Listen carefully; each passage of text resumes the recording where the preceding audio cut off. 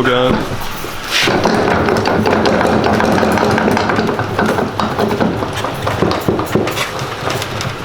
There you go. Imagine like a motorcycle attached to it. Yeah, that's what it'll look like. Pretty good.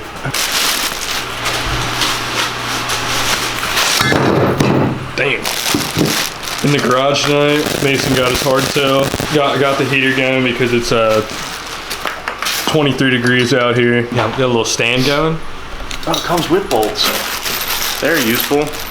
So, like Harbor Freight motorcycle lifts, they used to be 400 bucks. Now they're 600. This shit's 70 bucks, and the wood was outside. Yeah, it's basically free. And we didn't go over dimensions in the last video, so I think it's what, 32 wide? 32 wide, 28 tall. 28 tall, and 8 feet long. 8 feet long, yeah. It's almost a full stick. Yeah. Well, but we cut the 2x4s down, so I think it's actually what, 92 and a quarter or something like that. Yeah, 92 and a quarter, 82 and a quarter. So we're gonna put this stand on so we can get the red bike up. So I got this little Pittsburgh motorcycle wheel vise accessory, which just seems to be like a trailer jack that squeezes the front wheel. That seems like rocket science. How far apart do you like put it though? I don't know. It's probably in there. Like the same dip. No, why would they put that in there?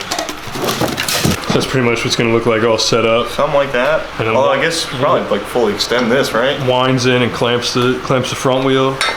It'll stand up. Yeah, right. So motorcycle tire right there, right in the middle here, and then there won't be an iron head right there. Well, there probably will be. Yeah, it'll probably be there. You do one of these, right? Clamp it in there, so it doesn't go anywhere. Doing them, and then it stands on its own. Hopefully. Hope if everything goes as planned. That's the plan. It's looking a little small, but I think it'll be fine. That's all right. I just hope we made the table long enough. I think we made the table long enough. Oh, that's long enough for sure. It's probably not how to use that. I don't know. It works. Get close up with this. Look, because it's not even. It's just touching.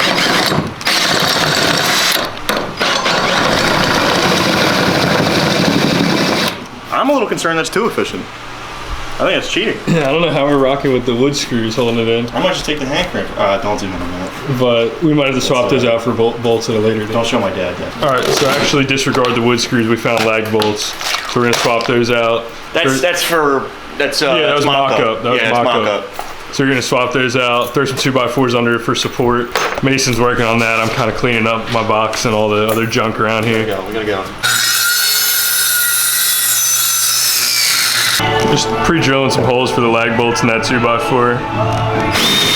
Woo! Okay, don't go through my hand. Ah, that's scary. Yeah, I'm holding that up there. Holy shit.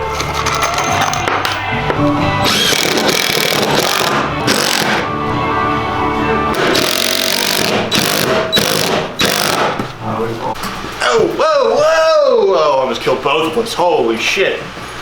Tank almost fell. Fucking Christ. Yeah, pick that up by the regulator. That's smart. All right, so wheel clamps all mounted up with correct-ish bolts. Close enough. Yeah, it'll be fine. Wait, check it out. Ready? Throw it up, get a little sample going.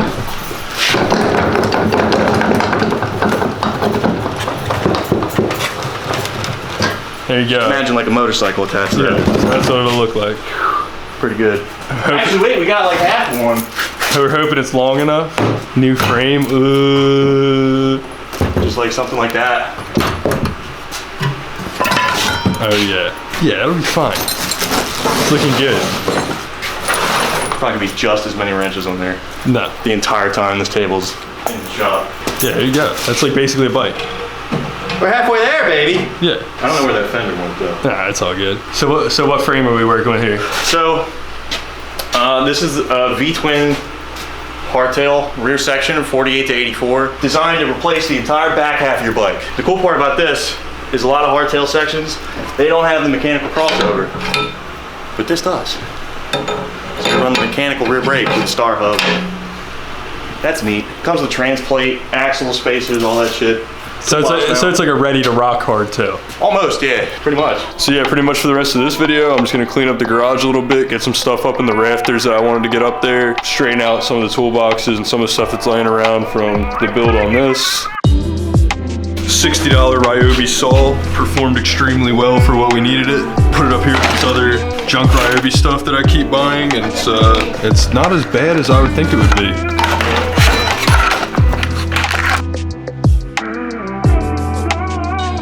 So yeah, this box is pretty much just like my home box. I am a mechanic for a living, so this is all cheaper stuff. I got sockets, wrenches, pretty much like all normal stuff. I still need to fill it up a little bit more. Get some more stuff going in this box. So maybe when I like fully outfit it, we'll do like a little toolbox tour. Hopefully I can kind of like consolidate, because that cart has like blow mold cases and kits and all, and a lot of like junk in the top. I mostly use Milwaukee stuff for my power stuff. At work I use Snap-on, but Milwaukee is arguably better and definitely cheaper, and it definitely does the job here. So that's what kind of power tools I use here usually. That's why I was surprised with the Ryobi ones working, but they're all corded stuff.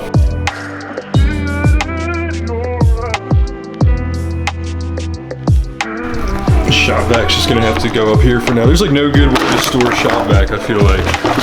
If anybody has like a better way to keep it off the floor and out of the way, let me know in the comments.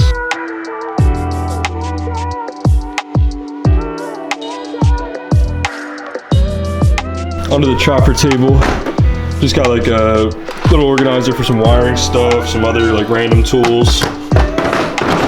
Just got to figure out how to like better organize everything. I got like other little kits of stuff over there, so hopefully I can get all those in like one spot.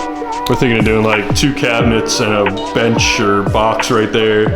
These tires back here for the mom car, the Jetta, which Mason's got to mount them. I'll probably do some videos on that stuff like I was saying. It needs like some repair work, better than filming nothing all week. So get those out of the way.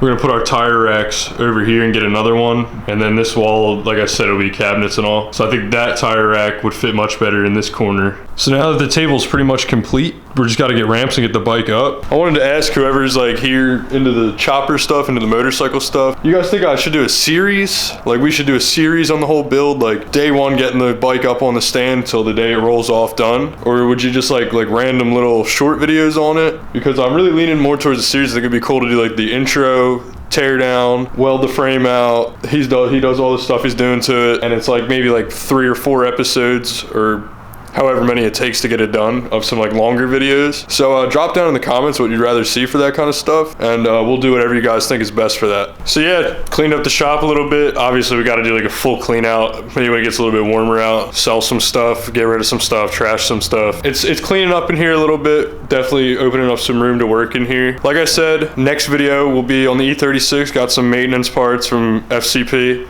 We'll put them in, and then the fun parts will start rolling in finally. After that, definitely gonna get the shovel up on the stand like I said. And I don't know if we'll start tearing it down that day or what, but we'll see when we get there. For now, sorry for the short little video, but thanks for watching. Make sure you like it, make sure you subscribe, make sure you comment, and we'll see you on the next one.